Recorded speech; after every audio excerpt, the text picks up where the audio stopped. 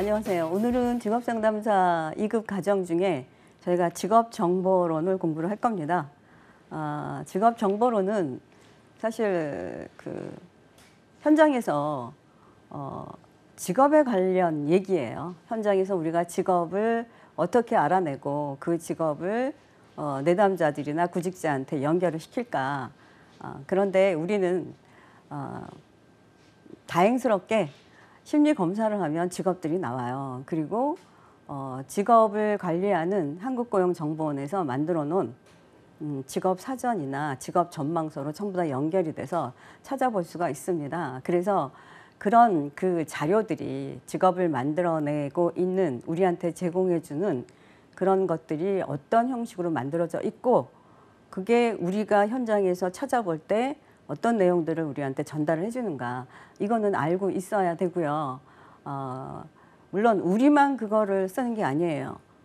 구직자들도 쓰고 또 진로를 탐색하는 학생들도 씁니다. 그런데 그들은 어느 주소에 가서 어떻게 찾아야 될지 몰라서 사실은 못 써요.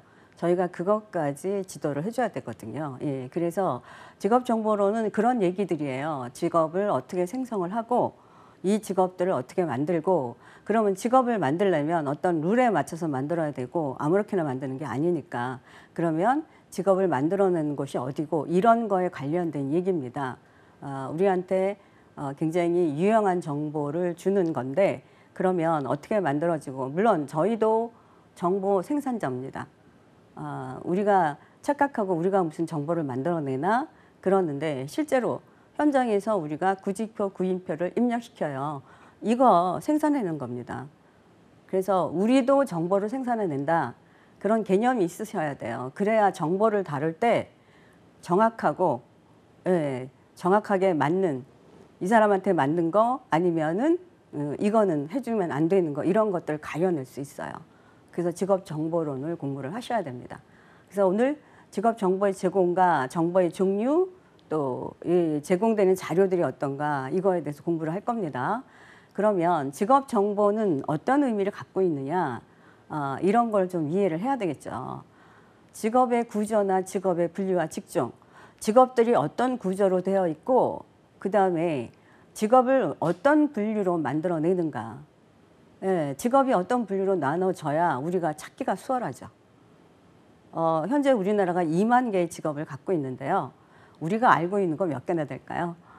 그런 직업들이 전부 다 이런 직업 구조에 맞춰서, 분류에 맞춰서 이렇게 들어가서 우리한테 정보로 나온다는 얘기예요. 그런 얘기들을 지금 하고 있습니다. 그 다음에 직업에 필요한 작업 요건, 이 직업에는 이런 것들이 필요로 하다. 이거 우리가 제일 많이 쓰는 거죠. 이 직업을 내가 찾아 들어가려면 여기서 요구하는 자격 요건들이 있습니다. 그걸 우리가 구직자들한테 설명을 하는 거죠.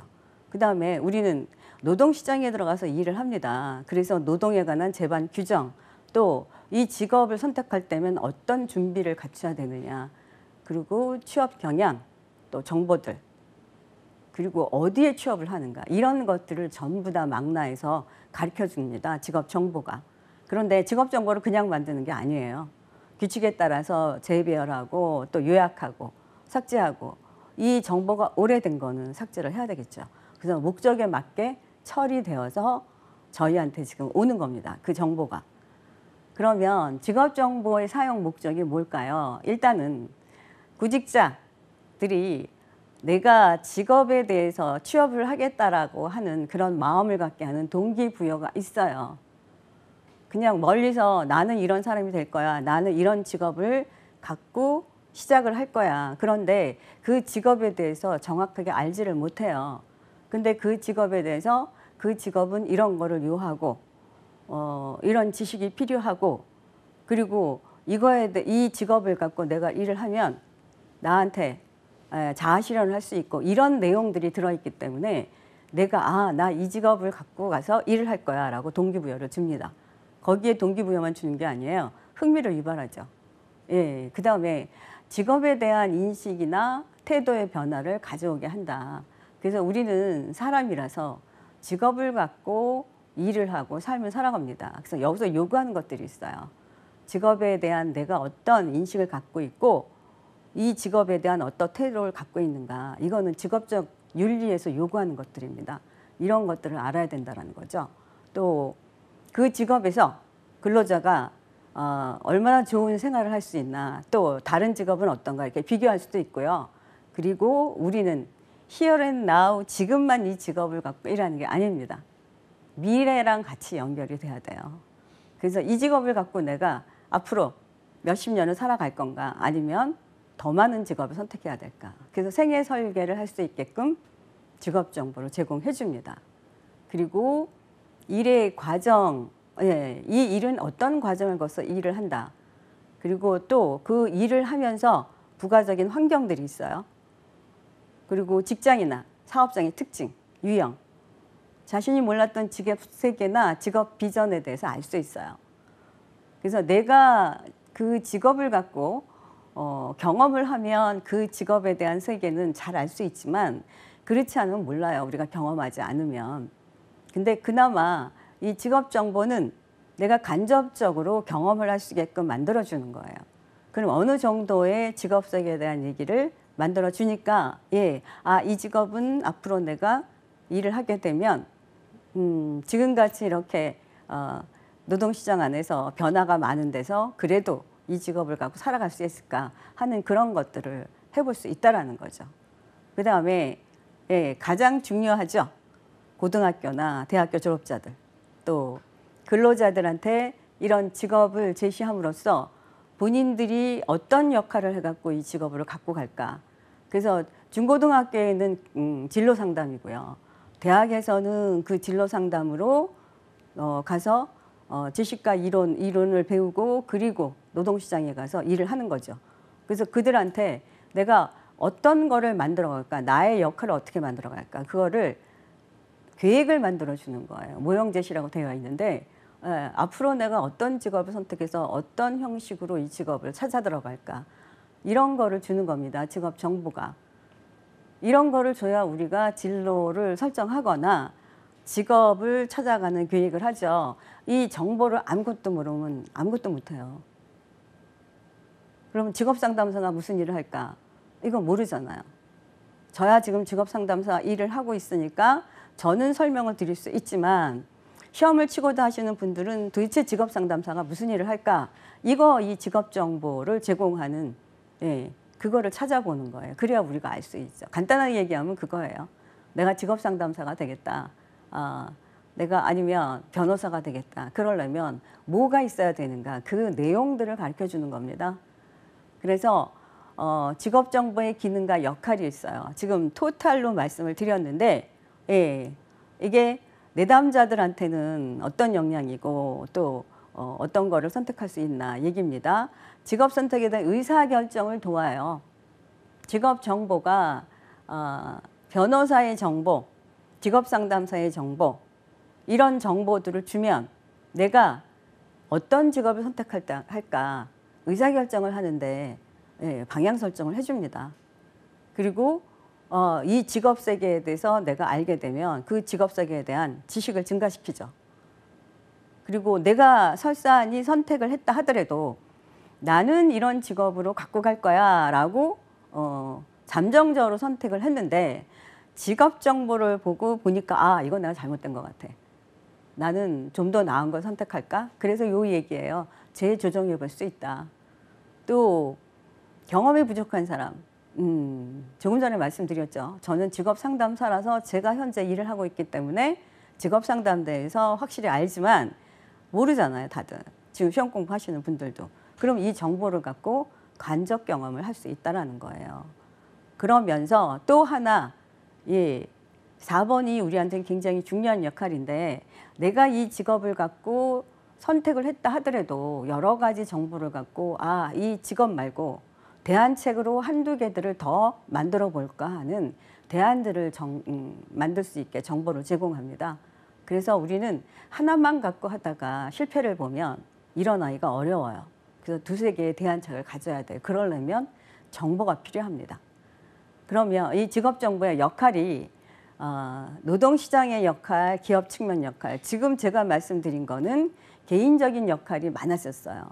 그럼 노동시장에서 노동시장에 들어가는 개인의 역할, 아직 개인은 노동시장에 입직을 안 했습니다.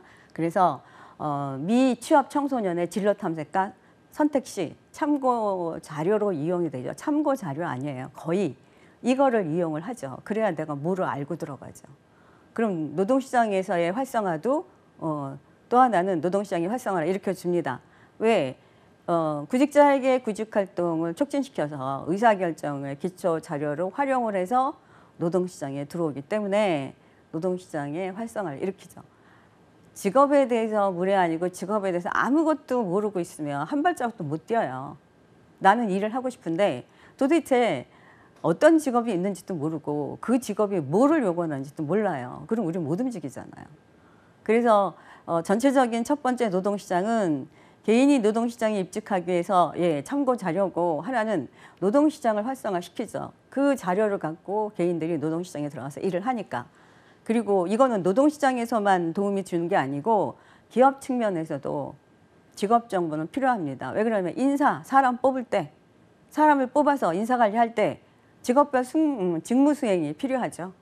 기업의 합리적인 인사관리를 촉진합니다.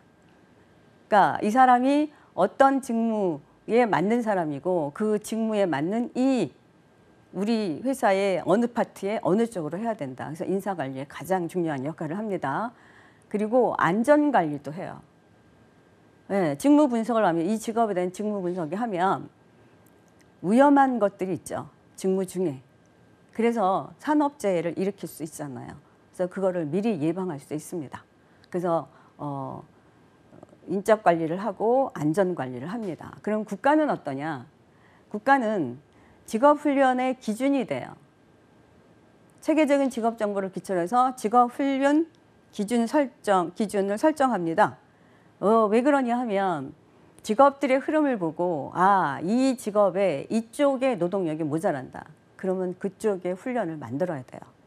그렇게 해서 일단은 국가가 발전하는 거 국민이 발전시키는 거잖아요.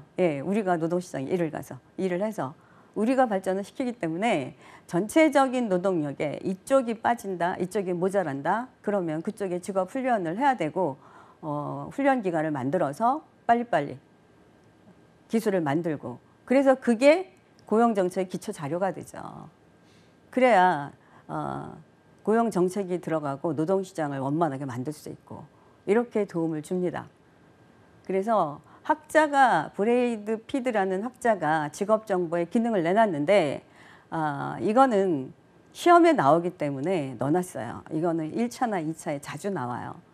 지금 말씀드린 내용들이 그대로 들어있어요. 정보 제공의 기능이에요. 첫 번째가. 정보 제공의 기능은 내가 직업을 선택했더라도 지금 목적을 만들어서 내가 선택을 했어요. 그런데 정보를 보니까 그 정보를 보니까 내가 선택한 게 잘못될 수도 있어요. 그래서 이미 선택한 바를 확인시켜 주거나 실질적인 선택에 대해서 내담자 지식을 증가시키는 일입니다. 정보 제공 기능이고, 재조명 기능. 선택한 거를 다시 점검해 보게 하는 거죠. 내가 확실히 선택을 잘했어. 그리고 직업 정보가 동기화 기능을 준다고 했었죠. 내담자가 직업 선택 과정에서 적극적으로 참여할 수 있다. 매력을 주잖아요. 이 직업은 이런 매력이 있구나. 이 직업은 이런 의미가 있고, 저희가 직업을 선택할 때 직업 가치관으로 직업을 선택해요. 가치관을 갖고 우리가 모든 걸 의사결정을 하는데, 직업을 선택할 때 가치관과 삶을 살아가는 데 가치관이 조금씩 다를 수 있어요. 근데 나는 직업을 선택할 때 가치관이 나는 돈이야, 나는 명예야, 다 다릅니다. 거기에 맞춰서 적극적으로 내가 직업을 선택할 수 있다는 거죠. 이게 동기화 기능이에요. 이 직업에는 내가 생각하는 이 가치가 들어있네. 이렇게 해서 결정을 할 수 있다는 거죠. 그러면 직업 정보를 일단은 제공을 해주는데 이걸 어떻게 관리를 하는가. 그래서 직업 정보 관리 과정이 있습니다. 그래서 이거는 1차에 다 섞어놓고 순서가 맞는 거 찾아라. 이런 형식으로 나옵니다. 자주 나왔던 문제인데 근래에는 가끔 나와요. 그래서 일단은 정보들을 수집을 해요. 수많은 정보들을 다 모아다가 수집을 해서 일단 수집한 다음에 그거를 좀 나눠야 되겠죠. 이거는 A에 들어갈 거야, 이거는 B에 들어갈 거야. 그게 분석입니다. 그래서 이제 가공을 하죠. 가공을 해서 체계화를 만들어요. 아까 분류가 어떻게 될 거고 구조가 어떻게 될 거고 그런 형식으로 체계화를 만들어서 일단 제공을 합니다. 그러면 정보를 받은 사람들이 그 정보를 보고 이제 뭔가의 피드백들을 주거나 뭐 이런 것들이 있겠죠. 그러면 정보 제공해서 이 정보는 제대로 정보가 됐고 그렇지 않으면 잘못된 정보들도 있을 거다. 그런 자료들이 축적이 됩니다. 그리고 마지막에 다시 평가를 해서 다시 또 재평가해갖고 정보를 다시 내보내는 겁니다. 그래서 이렇게 관리 과정이 수집, 분석, 가공, 체계화, 제공, 축적, 평가 이런 형식으로 관리를 합니다. 그래서 이거는 섞어놓고 맞는 거 찾아라 라고 하고 있습니다. 그 다음에 직업정보 수집 과정은 어떻게 하느냐. 직업 분류를 제시하고 대안을 만들고 목록을 줄이고 직업정보 수집하기 이렇게 되어 있어요. 이 의미는 뭐냐 하면 직업정보 수집 과정은 사실은 이거는 정보를 생성하는 사람들이 하는 것보다는 정보를 찾아서 쓰는 사람들이 이 정도로 정보를 찾아간다 그 얘기거든요. 그러면 직업 분류를 제시하면 이 직업은 대분류에 속하고 중분류에 속하고 이런 내용들이 이 직업 정보에 다 들어가 있습니다. 그런 분류를 내주고 그렇게 해서 한번 찾아봐라.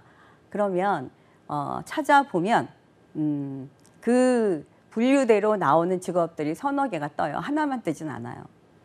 그러면 서너 개를 맨 처음에 내가 나한테 맞는 정보들을 그 직업 분류를 제시해서 거기에 맞게끔 찾아봤더니 6개나 7개가 한 10개 정도 나왔다. 그러면 거기서 한 개만 뽑는 게 아니에요. 7, 8개를 뽑아요. 왜 그러냐? 대안을 만들어야 되기 때문에. 그래서 7, 8개를 뽑은 다음에 목록을 좀 줄여야 돼요. 그래서 3개, 4개. 그래서 하나는 집중적으로 하고 나머지 2, 3개는 대안책으로. 이게 정보를 찾는 방법입니다. 그래서 직업정보 수집 과정이라고 되어 있긴 한데 정보를 찾는 방법이고 이 방법이 내가 직업을 선택해서 의사결정하는 방법과 같아요. 왜 그러냐? 정보를 갖고 의사결정을 하잖아요. 그래서 이 방법이 같은 방법입니다. 이것도 순서가 맞는 거 찾아라 라고 나오는 겁니다. 그러면 정보를 수집하는 방법들이 뭔가 전화로도 우리가 만나고요. 인터넷에서 찾고요. 직업안전기관에 가서도 봅니다. 각종 통계, 구직표, 구인표 이거 정보예요. 그래서 저희 직업상담사 구인표, 구직표를 입력시키기 때문에 정보생산가라고 제가 말씀을 드렸어요. 신문이나 보도기사. 지금은 어디서나 다 직업정보를 수집할 수 있어요. 이 직업정보는 우리가 직업 정보를 만들기 위해서 수집하는 게 아니고 만들어진 직업들을 우리가 찾아서 내가 활용할 수 있다라는 얘기예요. 이런 데서 정보를 수집할 수 있다. 그 얘기를 하는 겁니다. 그래서 직업 정보의 제공 방법은 정보를 이제 제공하는 방법들이 있어요. 인쇄물이 대다수 우리가 만나는 게 인쇄물도 만나고 또 시청각 자료도 있고 면담에서 만나는 거는 직업정보 제공 방법이라는데 왜 면담이 들어있을까요? 제가 처음 시작할 때 말씀드린 거가 여기에 속해요. 우리 상담하면서 IT 쪽에 저는 모르니까 그분을 통해서 면담을 통해서 제가 정보를 받습니다. 면담을 통해서 받죠. 많아요. 면담을 통해서 받는 거. 그 다음에 직접 현장에 가보는 거 있고요. 교육을 통해서 우리 정보를 많이 받죠. 그리고 실습하고 직접 경험하니까 상담을 통해서 이런 정보들을 받습니다. 그리고 직업정보 제공 시 유의해야 되는 건 목적에 맞게 생산되고 제공이 돼야 돼요. 그리고 그 제대로 된 사람이 그 정보를 받아야 됩니다. 그래서 필요한 정보를 제공하기 위해서는 다양한 정보를 수집하거나 분석하고 생산 과정을 공개해야 돼요. 이거는 정보를 제공하니까 생산자 입장에서의 지금 얘기입니다. 정보 생산자 입장에서. 그래서 정보를 다양하게 모아야 객관적인 자료의 정보를 받을 수 있지, 그렇지 않으면 주관적인 정보고 생명이 짧을 수 있어요.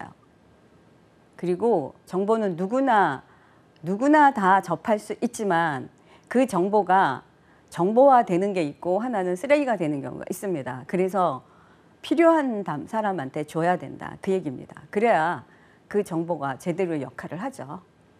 예.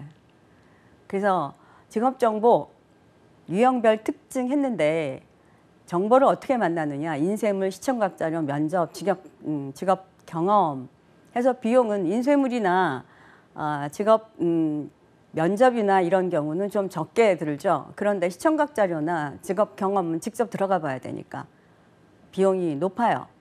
그리고 학습자 참여도 같은 경우 인쇄물은 내가 찾아야 되기 때문에 사실은 내 눈앞에 있으면 보지만 직접 찾아서 하지 않죠. 그래서 수동적입니다. 시청각 자료도 내가 찾아서 하지 않으면 내가 볼 수 없기 때문에 수동적이에요. 근데 면접은 수동이긴 한데 실제 가서 학습의 참여도를 보면 굉장히 적극적이죠. 직업 경험도 마찬가지예요. 인쇄물이나 시청각 자료는 뭐 다 보여지는 거고, 이게 지금 입체적이지 않잖아요. 평면이기 때문에 그냥 뭐 볼 수 있는 거라 그냥 보고 넘어가면 돼, 이 정도죠. 나 이건 꼭 필요한 거야, 나는 꼭 참여할 거야, 나는 꼭 내가 한번 해볼 거야, 이런 마음은 없는 거죠. 그러면 이 정보들의 접근성은 어떨까? 인쇄물은 용이해요. 시청각 자료는 사실은 용이하지는 않습니다. 제한적이고요. 면접도 기회가 돼야 면접을 할 수 있어요. 정보를 찾기 위해서. 그래서 제한적입니다. 직업 경험도 제한적이고. 이거는 1차 시험에 이렇게 가로를 쳐서 제가 지금 빨간 거로 적어 놓은 게, 가로를 치고선 유형별 특징에 대해서 다음 들어가는 단어가 맞게 한 거는 다음 중 어느 거냐, 이런 형식으로 1차 기출문제가 나옵니다. 그래서 제가 이 박스를 넣었습니다. 그 다음에 직업정보의 종류가 있어요. 그러면 하나는 민간정보와 공공정보가 있습니다. 우리는 민간정보도 정보를 활용하고요, 공공정보도 활용을 하고 있습니다. 이 두 가지의 특징들이 있어요. 민간은 그냥 그 개인이 만들었거나 어느 사업체에서 만들었거나 이렇게 생각하시면 돼요. 그래서 생산자의 목적에 의해서 자의성이 개입된 정보가 제공될 수 있습니다. 그리고 전체적인 거에 정보가 나오지 않아요. 특정한 직업이나 직업군에 대한 제한적인 정보가 제공될 수 있어요. 그리고 다른 직업 정보들하고 연관성이 별로 없어요. 왜 그러냐? 자기네 필요한 것만 만들어냈기 때문에. 그리고 민간 직업 정보는 유료입니다. 그러니까 뭐 무슨 어디 연구소, 어디 경제 연구소 이런 데 있잖아요. 거기서 자기네가 만들어 놓은 거 발표하잖아요. 우리 그 정보 받으려면 돈 내고 가서 찾아야 돼요. 그 사이트에 들어가면. 그 얘기예요. 그리고 짧은 시간에 연구를 해서 만들어내는 거기 때문에 지속성이 없어요. 길게 가지 않습니다. 민간 직업 정보의 특징이에요. 그 다음에 공공직업 정보는 국가에서 만들어내는 거예요. 대표적인 게 통계청이죠. 그리고 직업 정보를 만들어내는 것가 한국고용정보원이고요. 고용노동부 산하. 그래서 비영리 기관에서 공익적인 목적으로 생산 제공이 됩니다. 이거는 특정한 시기에 국한되어 있지 않아 지속적으로 조사하고 분석해서 제공해요. 그리고 이것도 어떤 특정한 직업만, 어떤 산업만 여기에 걸쳐 있는 게 아닙니다. 전체 직종, 산업 전부 다 대상으로 하고요. 그리고 직업 간의 비교 활용이 용이하겠죠. 객관성을 띠고 있기 때문에. 그리고 무료입니다. 그리고 이용 가능성에 따라 객관적인 평가가 가능해요. 그래서 국가가 만들어내는 거를 공공직업정보라고 합니다. 이건 항상 우리가 볼 수 있고요. 그리고 이거는 언제부터 언제까지 만들어낸 자료라고 연도를 꼭 표시를 해요. 왜 그러냐? 정보는 가장 최근 거를 우리가 봐야 되기 때문에. 그래서 민간과 공공 직업 정보에 분류를 했습니다. 그래서 이게 지금 박스 안에 특징에 대해서 써놨어요. 이게 시험에 자주 나오는 거예요.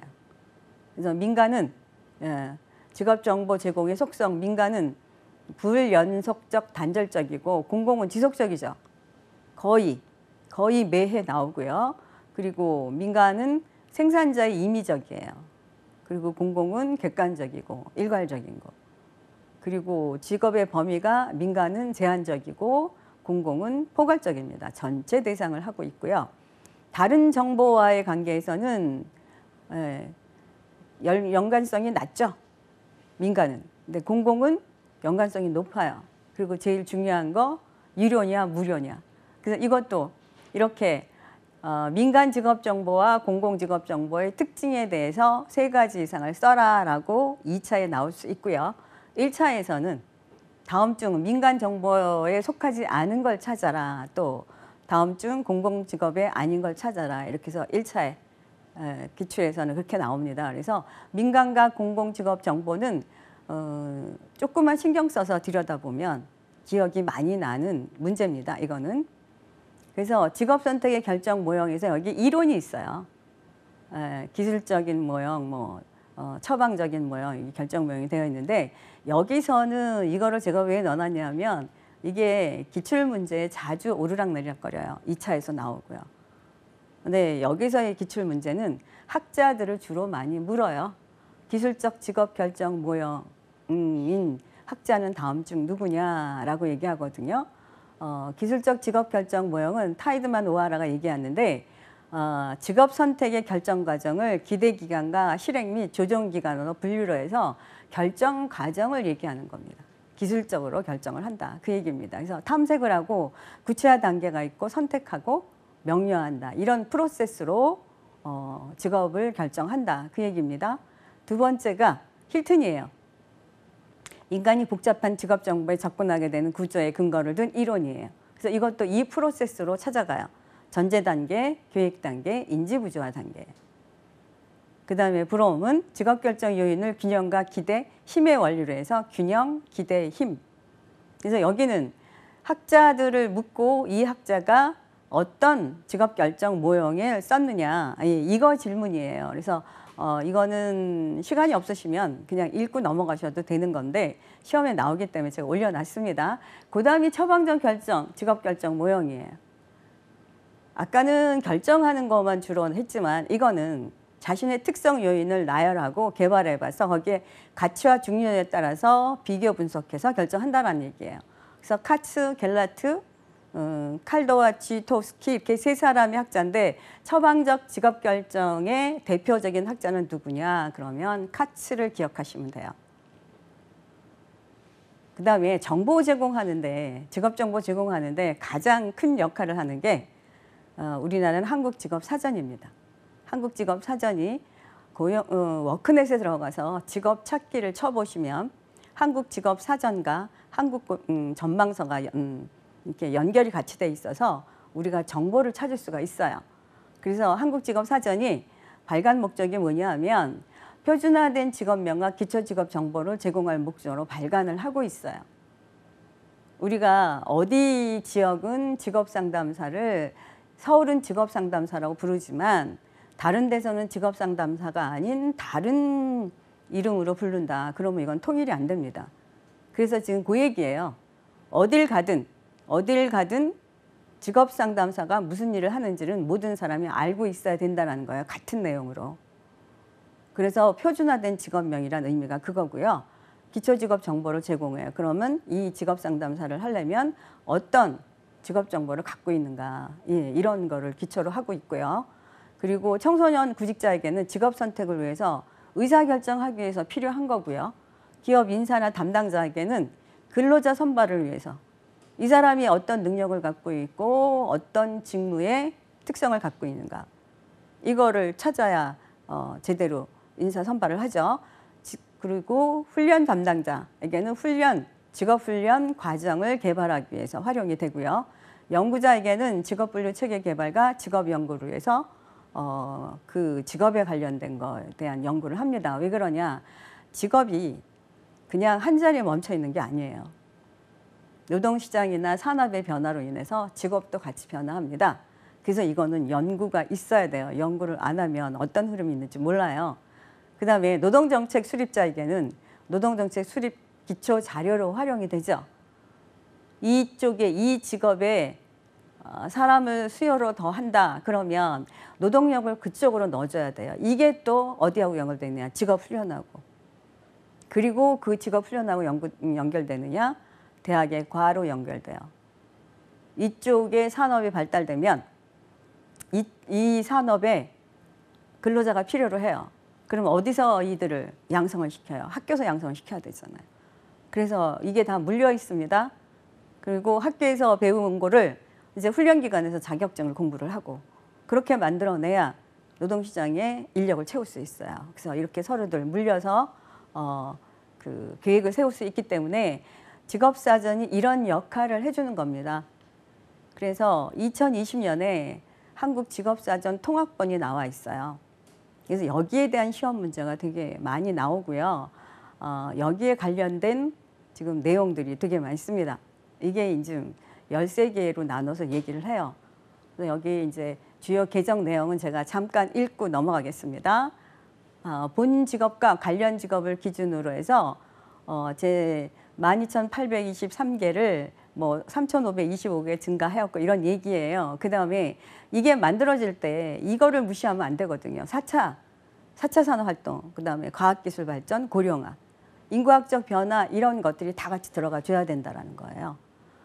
그래서 생성되는 직업들이 있고 또 소멸되는 직업들이 있고 이렇게 해서 만들어 놓은 직업이 690개로 만들어져 있다. 그리고 제품의 생산 중단 및 디지털화 등 기술 발전에 따라 종사자가 없는 18개를 직업 사전에서 삭제가 되었고, 그러니까 종사자가 거의 없는 직업들은 없애줘야죠.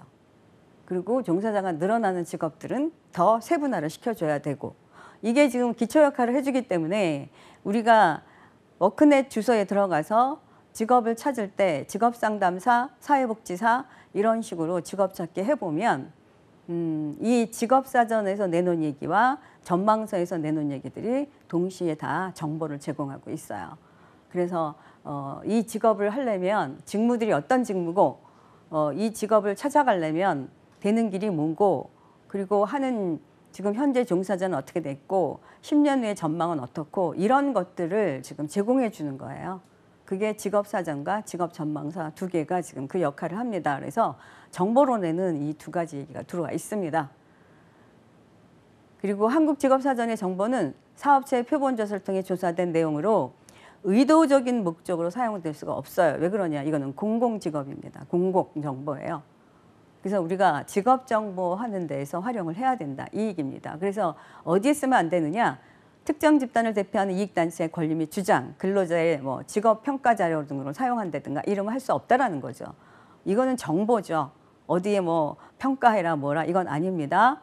그리고 정규교육 숙련기간, 작업강도, 육체활동 등의 각종 정보는 쟁의 및 소송의 기차 자료도 사용될 수가 없어요.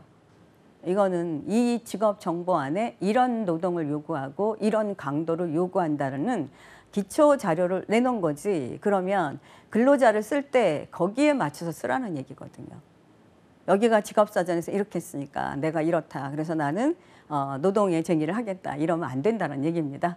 또 직업세계 및 노동환경은 기술정보, 경제성장 변화, 정부정책 등에서 달라져요. 그래서 한국직업사전에 수록된 직업정보는 절대적인 자료가 될 수 없다라고 되어 있는데 왜 그러냐? 수시로 변합니다. 직업사전이 바로 어제 만들어서 오늘 내놓는 게 아니에요. 이 작업이 굉장히 커요. 그래서 2년, 3년마다 터울을 만들어내기 때문에 변화하는 거를 못 따라갈 수도 있습니다. 그래서 지금 그런 얘기를 하고요. 직업사전에는 첫 번째가 이제 구성이 어떻게 되어 있느냐. 첫 번째가 직업 코드라고 되어 있어요. 한국고용 직업분류에서 캐코라고 되어 있어서 세분류 4자리 숫자로 표기가 되어 있습니다. 네. 그래서 직업 코드, 그러면 직업상담사 보시면 코드가 있어요. 4개의 코드, 그리고 취업 알선하기 위해서 하나의 세세 분류가 있어서 5개의 코드로 되어 있고 지금 그 얘기를 하고 있어요. 근데 우리는 이 코드를 우리가 활용을 많이 안 해요. 단지 현장에서 구인표, 구직표 입력할 때 직업상담사라고 누르면 코드가 다 뜨게 되어 있기 때문에 저희가 이 코드 뭐 외우거나 그러진 않습니다. 그런데 몇 자리로 되어 있느냐, 그거는 4자리, 세분류 4자리 숫자로 표기가 되어 있고요. 그 두 번째가 이제 본 직업명이에요. 본 직업명은 현장에서 일반적으로 불려지는 직업입니다. 예. 그래서 일반적으로 불려지는 직업이면서 또 그 직무가 통상적으로 호칭되는 거. 그래서 저희 같은 경우 직업 상담사, 그럼 어디 가나 직업 상담사로 하는데 이거를 조금 세분화시켜서 취업 알선원이라고 하는 경우도 있고요.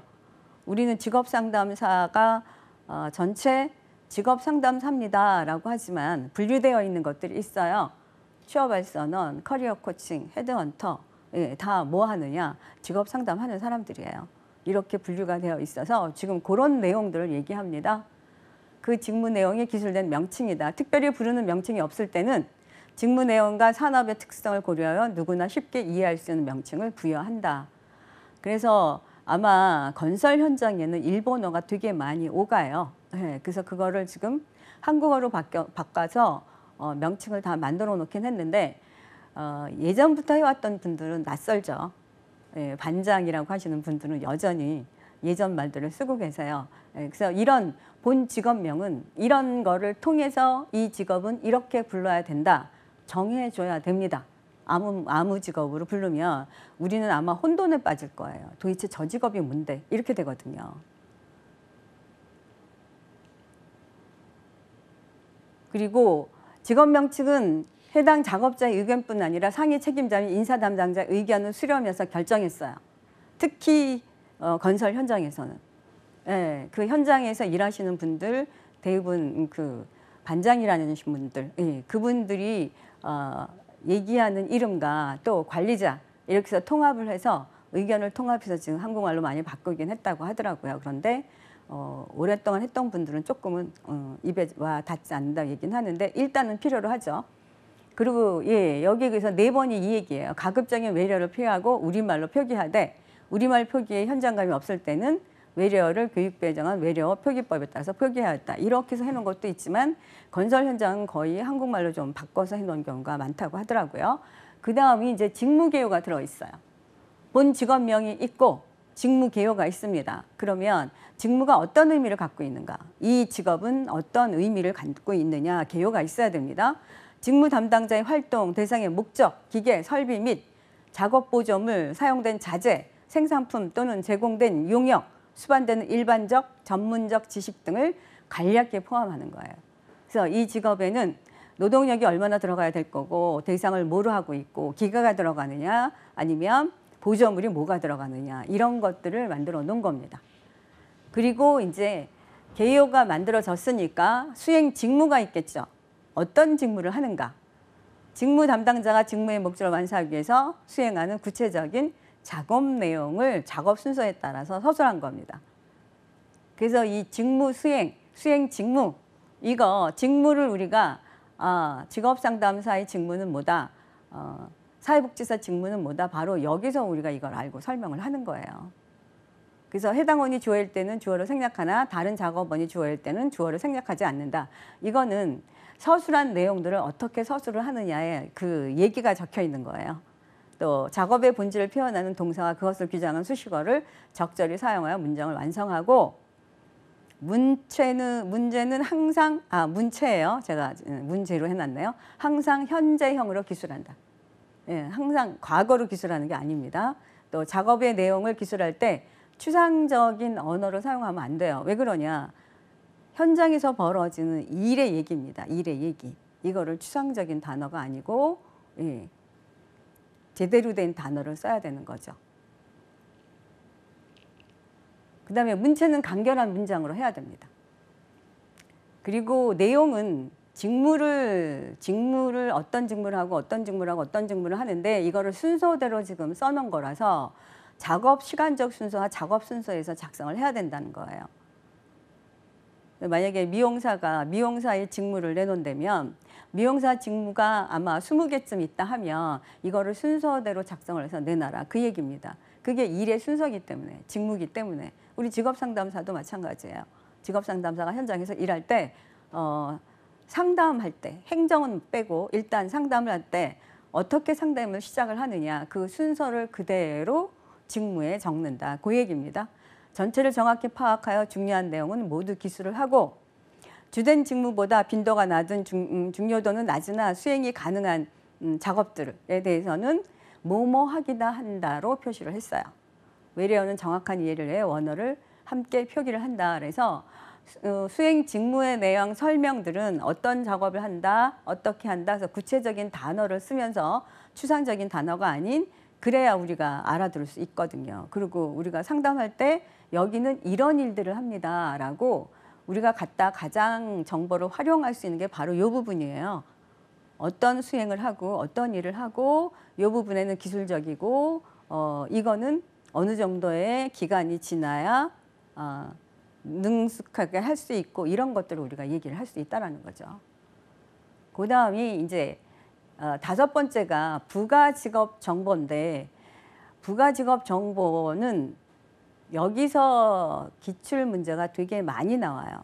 네, 여기서 이제 이 직업을 가지려면 어떤 직업들을 어떤 거를 준비를 해야 되나 이런 내용들이 많습니다. 아까까지는 직무의 내용이 설명이었지만 일단 이 직업을 가지려면 교육이 어디까지 해야 되느냐 이런 거죠. 그래서 직업의 직무를 수행하는 데 필요한 일반적인 정규 교육 수준을 의미해요. 부가 직업 정보에 일단 정규 교육이 있습니다. 그래서 이게 교육이 어디까지 그래서 여기 뭐라고 되어 있냐면 일반적인 정규 교육을 고등학교 졸업자다, 대학교 졸업자다 이런 거예요. 근데 여기에 평균 학력을 나타내는 건 아니에요. 일반적인 교육을 나타내는 거예요. 고등학교 졸업자 하나에서 대학교 졸업자 하나여서. 그래서 여기 뭐가 있냐면 직업 종사자의 평균 학력을 나타내는 것은 아니다. 이게 자주 틀린 걸 찾아라에 나와요. 평균 학력을 나타내는 것이다. 이게 틀릴 거거든요. 평균 학력을 나타내는 거 아닙니다. 그리고 정규교육과정을 6개 분류를 했어요. 독학, 검정고시 등을 포함해서. 교육과정을 이수했다고 판단되는 기간도 포함을 했습니다. 그 다음에 이제 숙련기간도 들어가요. 교육기간, 숙련기간. 정규과정을 이수한 후에 해당 직무를 평균적인 수준으로 스스로 수행하기 위해서 필요한 교육기간, 훈련기간 등을 의미합니다. 그리고 여기에 필요한 자격 면허, 취직하는 취업 전 후 교육, 훈련 이것도 다 포함을 해요. 숙련 기간은. 또 자격 면허가 요구된 직업은 아니지만 해당 직무를 평균적으로 수행하기 위한 각종 교육이나 훈련, 수습교육, 사내교육, 현장 훈련들 다 포함이 되는데 단 향상 훈련은 숙련 기간에 포함되지 않는다. 이게 지금 항상 직업정보론의 기출문제는 지금 적어놓은 이런 이 본문에 있는 이론들이 거의 다 나와요. 문제로. 그리고 대다수가 틀린 걸 찾아라요. 그래서 숙련기간은 다 포함이 돼요. 내가 자격증을 따기 위해서 훈련받은 것도 수습한 것도 그렇지만 내가 직무를 갖고 들어가서 향상교육은 직무를 갖고 일을 하면서 내가 경력을 더 만들기 위해서 받는 교육입니다. 그래서 이거는 숙련 기간에 포함이 되지 않습니다. 그래서 이것만 기억을 해 놓으시면 돼요. 향상훈련은 숙련 기간에 포함이 되지 않는다. 직무 기능은 우리는 지금 DPT라고 해서 자료, 사람, 사물 이 3가지로 갖고 일을 합니다. 직업상담사는 사람을 갖고 일을 해요. 그럼 자료를 갖고 하는 사람들은 어느 쪽일까요? 숫자 갖고 있는 사람들, 그러니까 격리 파트 쪽. 사물은 기계 쪽. 이렇게 나눠져요. 그래서 3가지로 지금 배열이 되어 있어서 그거에 대한 배열이 나옵니다. 그래서 이렇게 되어 있어요. 자료, 사람, 사물. 그래서 이게 지금 9개로 나눠져 있고요. 0이 제일 높은 수준입니다. 그리고 끝이 관계없으므로 제일 낮은 수준이에요. 이거가 지금 제가 노란 색깔로 이렇게 칠해 놓은 거는 가로를 쳐놓고 여기에 들어가는 맞는 거 찾아라 이렇게 나와요. 그래서 이거는 일일이 못 외웁니다. 그래서 만약에 1차가 나오면 기출에 나온 것들을 보시고 그때그때마다 이런 부분을 질문을 던지는구나, 이런 부분을 질문 던지는구나 이렇게 공부를 하시면 될 것 같아요. 그래서 직무 기준에 일단 자료, 자료는 정보, 지식, 개념 등 3가지 종류의 활동을 배열하고 있는데 이것들이 강범위에서 어떤 범위가 어떤 것은 범위가 흡수할 수 있어요. 그래서 이 자료 아까 나눠놓은 거 그거를 설명하는 거예요. 그래서 숫자나 단어, 기호, 생각, 개념 그리고 구두상 표현들을 포함을 해요. 자료기 때문에. 예, 그래서 자료 아까 0서부터 8번까지 해놓은 거 그 얘기입니다. 요것도 나올 때, 기출문제 나올 때만 그 부분이 나온 것만 보시면 돼요. 가끔 나와요, 이거는. 그래서 제가 이렇게 뭐 까맣게 넣어놓긴 했는데, 예, 나중에 보시면 교재에 다 들어있어요. 그러니까 제가 그냥 샘플로 올려놓은 거니까 이거는 일일이 들여다보시고 외우실 필요는 없어요. 직업정보로는 사실은 이해보다는 외워야 되는 게 많아요. 근데 이런 거 다 일일이 외울 수가 없으니까 기출로 보시고 하시면 됩니다. 그 다음에 사람이에요. 사람과 더불어 일하는 겁니다. 그래서 여기 중요한 거는 동물을 다루는 것까지 같이 들어가요. 사람은. 그래서 P입니다. 그래서 이것도 이렇게 나눠져요. 잘 안 보이실 수도 있어요. 예, 이것도 0서부터 8까지 나눠지는 거에 그 내용들이에요. 이것도 교재를 보시면 되고요. 그 다음이 사물이에요. 기계를 갖고 하는 거. 예, 그래서 이것도 0서부터 8까지 나눠지고 제일 높은 게 설치, 정밀 작업. 이 내용들이에요. 이것도 가끔 단순 작업이 어떤 의미를 갖고 있느냐 이렇게 해서 제가 노란 걸 표시를 해놨는데 예, 이것도 기출문제 나온 거에 그때마다 보시면 될 것 같아요. 우리 이거 못 외웁니다. 저는 외우란 얘기 안 해요. 이럴 땐 다 기출문제로 보고 하세요라고 합니다. 그 다음에 작업 강도가 있어요. 얼마나 내가 어려운 작업을 하느냐 그거에 대한 질문이에요. 근데 여기 심리적, 정신적 노동 강도는 고려하지 않았습니다. 그래서 이것도 기출에 이게 나와요. 심리적, 정신적 노동 강도도 포함했다. 틀린 거 찾아라. 이겁니다. 그래서 이것도 5가지로 돼요. 가벼운 하나, 둘, 셋, 넷, 5가지. 이거는 1차, 2차에서 자주 나와요. 힘든 작업과 아주 힘든 작업에 대한 1차 문제. 2차는 5가지를 써라. 예. 힘든 작업은 최고 40kg 물건을 들어 올리는 거고요. 아주 힘든 거는 40kg 이상입니다. 힘든 거는 최고 40. 그거만 기억을 해 놓으시면 돼요. 예. 그리고 이제 뭐 들어 올림, 운반, 밈, 당김 있어요. 작업 강도에. 이런 게 있다 보시면 되고요. 그 다음에 이제 육체 활동에 관련된 거. 뭐 균형 감각, 웅크림, 손 사용하는 거, 언어, 청각, 시각 이런 것들도 있는데 이거는 별로 시험에 안 나오고 왜 그러냐. 우리가 암만 사무 일을 하거나 사람을 상대로 일을 한다 하더라도 이런 것들은 손 사용하고요. 이런 거 하잖아요. 그래서 육체 활동이 어느 정도 들어가 있습니다. 그래서 이것도 있다 보시면 되고요. 그 다음에 작업 장소예요. 실내냐 실외냐. 네. 환경도 필요하죠. 환경. 장소는 실내냐 실외. 대다수 우리는 실내입니다. 실외는 다 누굴까요? 기술을 갖고 하는 사람들. 그죠? 그리고 자료를 갖고 하는 사람들도 대다수 실내에서 일을 하죠. 그래서 작업 환경은 그 환경입니다. 우리가 일하는 환경. 물리적, 신체적 영향을 미치는 작업장의 환경 요인을 나타내는 겁니다. 그래서 온도나 소음, 진동, 위험내재, 대기환경.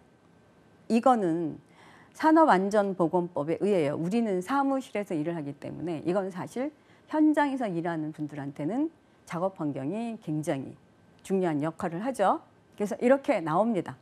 저온, 고온, 다습, 소음, 진동, 위험내재, 대기환경, 미흡. 그래서 이 위험내재에 1차로 가끔 나와요. 위험내재에 속하지 않는 거 찾아라, 속하는 걸 찾아라. 아니면 2차에 위험내재 내용을 써라. 예, 그래서 기계, 전기, 화상, 폭발, 방사선 5가지입니다. 그래서 이건 1차에도 나오고 2차에도 나오는 문제입니다. 그 다음에 유사 명칭이 있어요. 그 직업을 본 직업하고 명칭만 다르게 부르는 거. 그러니까 예전에는 왜 보험 모집원이었죠. 그랬다가 지금은 FC로 돼 있잖아요. 그래서 지금도 뭐 보험 모집원은 우리가 이해를 하잖아요. 예, 그 얘기입니다. 그리고 여기에 관련된 직업들. 예, 이 직무를 가지고 비슷하게 일들을 하는 거. 그래서 본 직업명에는 2개 이상의 관련된 직업이 있을 수 있으며 직업 수집계에 포함이 돼요. 그러니까 같은 이런 직무를 갖고 일을 하는 경우 관련 직업이라고 합니다. 그 다음이 여기서 요구하는 게 자격 면허가 있어요. 이 직업 속에 들어가려면 어떤 자격을 요구하고 어떤 면허를 요구하느냐. 예, 그래서 우리 자격증이 직업정보론에 자격증 받는 것도 우리 그 산업인력관리공단에서 국가에서 만들어내는 자격증, 우리 직업상담사 하려면 우리 직업상담사 2급 따야 됩니다. 이런 내용들이 이 안에 들어 있어요. 그래서 우리 지금 국가가 운영하는 거는 한국산업인력관리공단하고 대한상공회의소는 컴퓨터 관련된 거고요. 예, 그리고 이제 부처에서 개별적으로 시험을 또 자격증을 중심으로 하는 게 있고요. 민간에서 부여하는 자격증은 빠져 있어요. 예, 지금 자격 면허에 관련 얘기는. 그리고 이제 한국표준산업분류 코드가 들어가 있고 한국표준직업분류 코드가 들어가 있습니다. 왜 그러냐? 산업이 바뀌면서 직업이 생성이 되고 그리고 노동시장이 변화되고 또 노동력의 변화가 되고 이런 현상이 벌어지기 때문에 이게 다 물려서 돌아가서 이렇게 표준산업 코드와 표준직업분류 코드가 있고 그리고 마지막에 조사 연도가 들어갑니다. 그래서 이 지금 직업사전에 관련된 거 1번서부터 4번까지는 개요와 직무와 이런 얘기고 5번이 부가직업 정보라고 되어 있으면서 거기에 13가지가 얘기를 하고 있어요. 그래서 여기에 자격증도 들어가 있고 또 그 비슷한 이름들, 그 다음에 작업 환경, 그리고 예, 또 학력, 거기서 요구하는 학벌 이런 얘기들, 그게 지금 전부 다 제가 설명을 드렸어요. 그래서 이 직업사전에 대한 기출이 되게 많이 나오고요. 지금 13가지 말씀드린 거를 2차에서 어떻게 나오느냐. 한국직업사전의 구성 내용 13가지를 작성해라 라고 나와요. 부가직업 정보에 13가지 내놓은 거.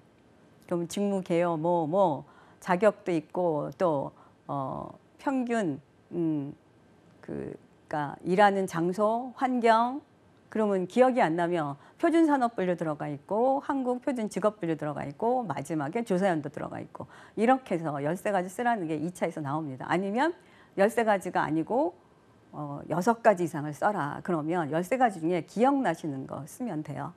2차에서 항상 자주 묻는 2차입니다. 그래서 여기까지 지금 설명을 드렸고요. 그러면 여기에 관련된 기출문제들이 어떤 건가 볼까요? 직업상담 시 제공하는 직업정보 기능 역할에 대해서 설명으로 틀린 것은 했어요. 여러 가지 대안의 정보를 제공한다고 했어요. 그 다음에 경험이 부족한 내담자에게 다양한 직업절을 간접적으로 접할 수 있는 기회를 주고요. 또 내담자가 자신의 선택에 현실에 비추어 부적당한 선택이었을 때는 재조정한다고 했어요. 지금 답이 틀린 거 2번으로 되어 있는데 내담자 흥미, 적성, 가치 등을 파악하는 것이 직업 정보의 주 기능이다. 이거 아니에요. 이거 우리 배웠어요. 어디서 배웠을까요? 직업심리학에서 심리 검사가 내담자의 흥미, 적성, 가치를 파악하는 것이었잖아요. 직업 정보를 주 기능이 이건 아닙니다. 정보로 제공하는 거죠. 그래서 여기 그 얘기예요. 심리검사에서 의사결정을 돕게끔 하는 거고. 그 다음에 두 번째가 공공직업정보의 일반적인 특성에 대한 설명으로 틀린 것을 찾아라 했어요. 공공직업정보면 국가에서 운영을 하는 거라 일단 제가 심리학 할 때도 말씀을 드렸지만 어떤 시험 우리 그 직장 공부하실 때면 문제를 읽고 일단은 머릿속에 한번 이렇게 휘리릭 생각을 해보세요. 공공직업정보는 뭐였지? 일단은 무료야. 이건 국가에서 하는 거야. 그러면 공공직업정보 같은 경우는 외우지 않아도 이렇게 읽고 넘어갔더니 머릿속에 생각이 나요. 여긴 좀 객관적인 거고 다른 거하고 비교가 될 수도 있는 거고 이렇게 생각을 하고 그 다음에 맞나 안 맞나를 찾는 거죠. 그래서 보면 전 산업을 지속적으로 조사하고요. 그 다음에 보편적 학문으로 이어진 기초 정보가 많고 직업 간 비교가 용이하죠. 그런데 단시간에 조사하고 특정 목적에 맞게 직종을 제한적으로 선택했다? 이거는 뭐예요? 민간 직업 정보죠.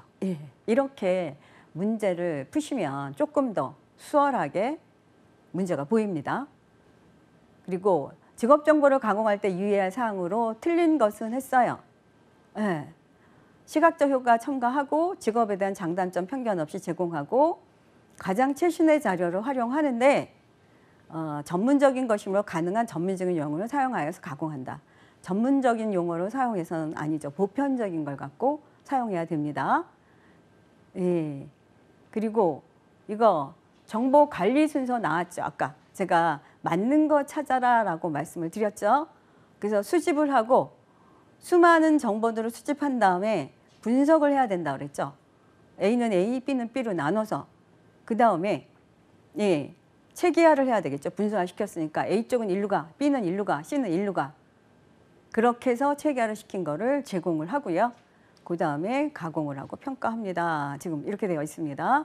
예, 그래서 요거는 섞어놓고 맞는 거 찾아라 라는 문제가 나오고요.